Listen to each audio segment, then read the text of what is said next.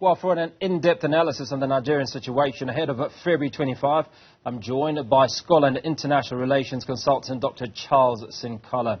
Dr Charles Sinkala, very good evening. Thanks so much for joining us. Bola Tinubu, Atiku Abubakar and Peter Obi are the main characters, if you will, in this Nigerian election coming up on the 25th of February. What do they have to offer the Nigerians? Thank you very much, and good evening to your viewers. It is quite tricky at this moment. Yes, some they may use at their age, especially the latter that he was born past the independence of Nigeria, but it is quite a tight race, in terms of offering any meaningful solution to the country Nigeria, which has been engulfed in terms of instabilities, in terms of security, and as well as the infighting between the north and the south as a religion aspect takes on from those who are Muslims from the northern part of Nigeria as compared to the Christians in the southern part of Nigeria.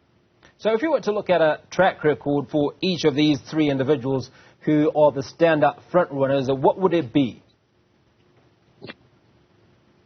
I think the distinctive part that I'll be looking at the track record, apart from them being in government, some of them has been incriminated in terms of corruption and other adverse effects within their respective territories. But I think they want to bring in a new dispensation of new politics to the Nigerian platform. And I think that would be ushering in a new type of political dispensation in the competition, as we have likely mentioned in the beginning, that these are the only two contenders who are actually less than 70 years if you compare to the other candidates. Now, Lagos has the largest number of voters at 7 million and home to a huge number of the unemployed, almost 30% of Nigerians, a key territory for the front runners. Now, what do these three candidates have to offer this segment, and how important is it to this overall election? It is very important. It's about over 90 million people in Nigeria has completed the electoral college, to cast their votes to make the representation of the rest of the Nigerian people. The population in Nigeria has been a concern for many years. We can see that nearly every third person in the world is a Nigerian person. We can see what is happening there in South Africa, and as well as here in Zambia, Malawi, including United States of America and Europe. The competition for them to have a fair deal or a stake in Nigeria has always been a challenge, especially now that youths they are becoming more valuable within the country. I think they would like to have an opportunity so that they can participate in the economic activities. I think one of the drivers would be the economic activity so that they can fit into the value chain. Well, it would seem that Peter Obi has obviously garnered the attention of the youth, and the youth represent 40% of the new voters. Will this be enough to swing the vote in his favour? You can say yes or no.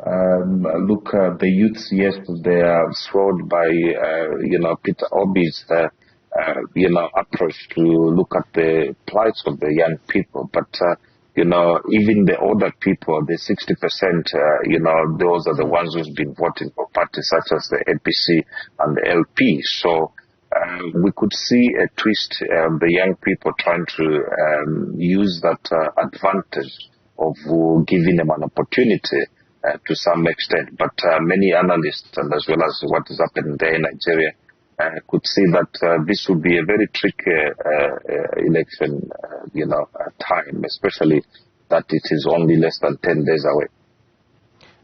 Well, when the last vote took place in 2015, there was a feeling that President Muhammadu Buhari would take care of the issues around the escalating violence that we've seen in the country, which is largely attributable to the various insurgencies that are occurring.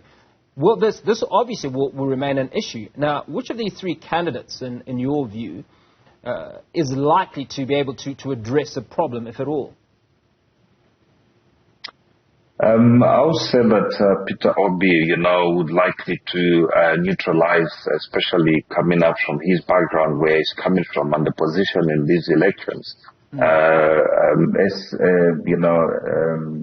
The rest of the candidates, they have been in the government and they are conflicted to be involved into the selling of arms and the corruption which has engulfed Nigeria, especially the support to the Boko Haram, where they have failed to dislodge them from the northern part, where we heard about the kidnapping of young girls for some time. In fact, even up to now, some of the young girls are missing. So I think that would be the major concern. But elections are not viewed in terms of the policies or who would bring the good policies to address the issues. I think elections now are at the point where now young people are voting for those who are giving the money on the date of the elections, rather than looking at the critical aspects or elements of the politics, and who change Nigeria to be a trajectory that they will look at to make a difference in their lives. So obviously, we're talking about violence in several parts of Nigeria. We also speak about election violence because over 50 attacks on the Electoral Commission officers since 2019. But there's a new element, and which is a despondent Nigerian populace that has burnt a couple of banks because of issues on the ground. How will this impact the election? Because it's only days away, and the Nigerians angry that they cannot draw cash from the banks or are burning banks. Yeah, it is quite unfortunate. I was in Nigeria a few weeks ago, and to access cash and using other cards there, it is almost impossible. At one stage, I remember that Western Union as well withdrew from participating in the financial services with that region. To the large extent, it has been estimated that due to fraud which are happening in Nigeria, especially in Abuja and Lagos, the two major cities, has exacerbated for the shortages of the cash within that country, and as well as the economical hardships in terms of having access to make sure that the finances are available to each and every Nigerian. As we've likely mentioned about the increase in the population has actually not been met with the increase in the financial services and whatever that comes forth. But we hope that they capacitate themselves. Nigeria is not the only nation that have challenges in terms of when it comes to elections. It's like they only announced the elections yesterday. But you can see that the 25th of February, 2023 was announced months and months and months, which gave them enough time to prepare to make sure that they are free and fair elections. Dr. Sinkala, appreciate your time this evening. Dr. Charles Sinkala, scholar and international relations expert, giving us his analysis on that Nigeria election, which is happening on the 25th of February.